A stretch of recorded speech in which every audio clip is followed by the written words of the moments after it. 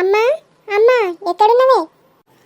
ఏందే పోరి, పని చేసుకోకుండా ఒకటే మొక్కన పిలుస్తాను. అమ్మా ఏం లేదే, నేను మమత దగ్గరికి వెళ్తానా. ఇప్పుడెందుకే, ఏడా పని పాట లేదా నీకు? వెళ్ళి చదువుకోపో.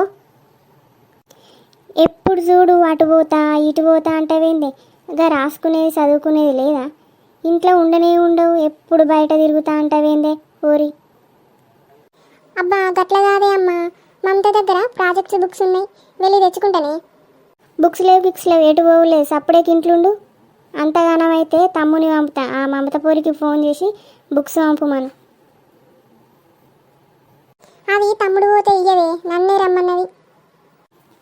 ఎటు పోవులేదే పోరి, ఇంట్లోనే ఉండు. కొంచెం సేపటికి మీ బాబు వస్తాడు కదా, వెళ్ళి తీసుకొస్తాడు. లేకపోతే నేనే వెళ్ళి తీసుకొస్తాను. నువ్వైతే ఎటు పోవులేదు, సప్పుడేక చదువుకోపో, నన్ను ఒర్రియకు.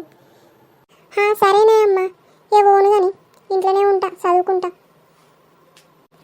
అబ్బా మా అమ్మింది గిట్ల తిడుతుంది నన్ను, ఎటు పోనిత్తలేదు, బయటికే పోనిత్తలేదు. అసలు సీన్తోటి ఫోన్ మాట్లాడంగా గిట్లా అయ్యిందనా అయింది.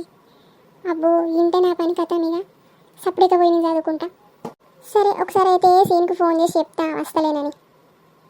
హలో సీను, ఏం చేస్తాను? ఎక్కడున్నావు? పింకీ, నేను ఏం చేస్తలేను, నీకోసమే బస్ స్టాప్లో వెయిట్ చేస్తానా. నువ్వు బయలుదేరినావా పింకీ? అబ్బా సీను, నేను అత్తలేను, మా అమ్మ ఒప్పుకుంటలేదు, నన్ను బయటికే పంపించలేదు.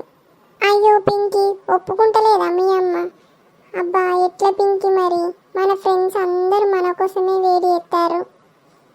అబ్బా సీను, నువ్వు ఒక్కడివేవో, నేను రాను అని చెప్పు మన ఫ్రెండ్స్తో.